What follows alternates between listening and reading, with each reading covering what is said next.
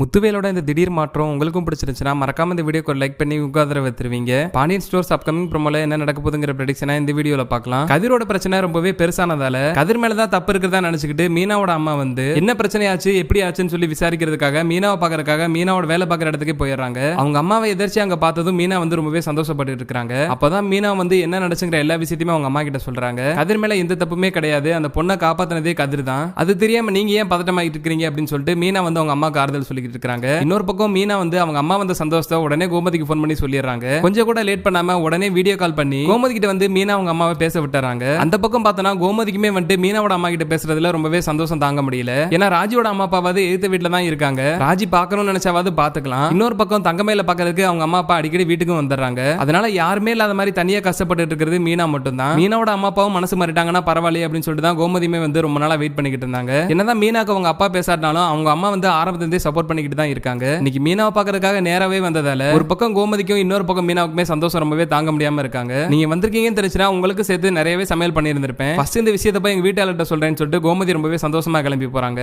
என்னை அந்த வீட்டுல ராணி மாதிரி பாத்துக்கிறாங்கம்மா, எனக்கு எந்த கவலையுமே கிடையாது, நான் உண்மையிலேயே ரொம்பவே சந்தோஷமா தான் இருக்கேன் அப்படின்னு சொல்லி மீனா வந்து அவங்க அம்மா கிட்ட சொல்லிக்கிட்டு இருக்காங்க. இன்னொரு பக்கம் இங்க முத்துவேல் வீட்டுல பாட்டி வந்து சக்திவேல் மேலேயும் குமார் மேலேயும் ரொம்பவே கோவமா இருக்காங்க. பாண்டியன் வீட்டுல என்ன நடந்துச்சு ஏது நடந்துச்சுனே தெரியாம நீங்க பாட்டுக்கு கோவத்துல பிடிச்சு திட்டி விட்டீங்க. கடைசியில இப்ப பாரு கதிர் மேல எந்த தப்புமே கிடையாது, நீங்களாம் முடிவு பண்ணி நீங்களாம் பிரச்சனை கிளப்பிக்கிட்டு இருக்கீங்க. இப்ப இதெல்லாம் யாருக்கு அவமானம்? அவங்க திருப்பி கேள்வி கேட்டாங்கன்னா அவங்கள்ட்ட நீங்க என்ன பதில் சொல்லுவீங்க அப்படின்னு சொல்லிட்டு பாட்டி வந்து சக்திவேலையும் குமாரையும் பிடிச்சு திட்டிக்கிட்டு இருக்காங்க. அவங்க தப்பே பண்ணிருந்தாலுமே நமக்கு கேட்கறதுக்கு உரிமை கிடையாது, நீங்க தான் ராஜி நம்ம வீட்டு பொண்ணே இல்லைன்னு சொல்லிட்டீங்கல்ல, அப்படி இருக்கிறப்போ அவங்க விஷயத்துல நீங்க போய் ஏன் தலையிட்டு இருக்கீங்க, அவங்கள ஏன் அசிங்கப்படுத்துற மாதிரி பேசிக்கிட்டு இருக்கீங்க அப்படின்னு சொல்லிட்டு பாட்டி வந்து சக்திவேல் குமார் பண்ண தப்ப குத்தி காமிக்கிற மாதிரி பேசிக்கிட்டு இருக்காங்க. அதெல்லாம் நடந்து முடிஞ்ச பிரச்சனை, அது எதுக்கு இப்ப பேசிட்டு இருக்கேன்னு சொல்லி சக்திவேல் சமாளிச்சுட்டு இருக்கிறப்ப முத்துவேல் வந்து என்ன இருந்தாலும் நீ பண்ணது தப்பு தான் சக்தி, என்ன நடந்துச்சுனே தெரியாம நீ அவங்களை அசிங்கப்படுத்திருக்க கூடாது, கடைசியில இப்ப பாரு அது நமக்கு தான் அவமானமா போச்சு, கதிர் மேல எந்த தப்புமே கிடையாது, கதிர் அந்த பொண்ணை காப்பாத்தி தான் விட்டுருக்கான், இனிமேல் அவசரப்பட்டு இப்படி எல்லாம் பேசிராத அப்படின்னு சொல்லிட்டு முத்துவேல் வந்து சக்திவேலை கண்டிச்சு வைக்கிறாரு. கண்டிப்பா இந்த விஷயத்துக்காக நீங்க கதிர் கிட்ட மன்னிப்பு கேட்டு தான் ஆகணும்னு சொல்லிட்டு பாட்டியுமே வந்து பிடிவாதமா இருக்காங்க. பாட்டியோட பேச்சை மீற முடியாம வேற வழியே இல்லாம முத்துவேல் வந்து சக்திவேலை கூப்பிட்டுக்கிட்டு கதிர் கிட்ட போய் சாரி சொல்றதுக்காக பாண்டியன் வீட்டுக்கு போறாங்க. முத்துவேலி சக்திவேலையும் பார்த்ததும் பாண்டியன் ரொம்பவே கோவமாயிடுறாரு. வீட்டுக்கு வெளியே வச்சு பிரச்சனை பண்ற பத்தாதா இப்ப வீட்டுக்குள்ளே வந்து பிரச்சனை பண்ண வந்துட்டீங்களா அப்படின்னு சொல்லிட்டு வீட்டுக்கு வந்த முத்துவேலி சக்திவேலையும் பாண்டியன் வந்து திட்டி வீட்டு விட்டு அனுப்பிச்சாரு. நடக்கிறதெல்லாம் பாக்குற ராஜிக்கு அப்பாவே இப்பதான் மனசு மாதிரி எப்படியோ வந்திருக்காரு, கண்டிப்பா இதெல்லாம் பாட்டியோட வேலையா தான் இருக்கும், வீட்டுக்குள்ள வந்துட்டு நம்ம கிட்ட ஒரு வார்த்தை பேசாம போயிட்டாரு அப்படின்னு சொல்லிட்டு ராஜி வந்து ஒரு பக்கம் வருத்தப்பட்டு இருக்காங்க. கூடிய சீக்கிரமே இது மாதிரி நடந்து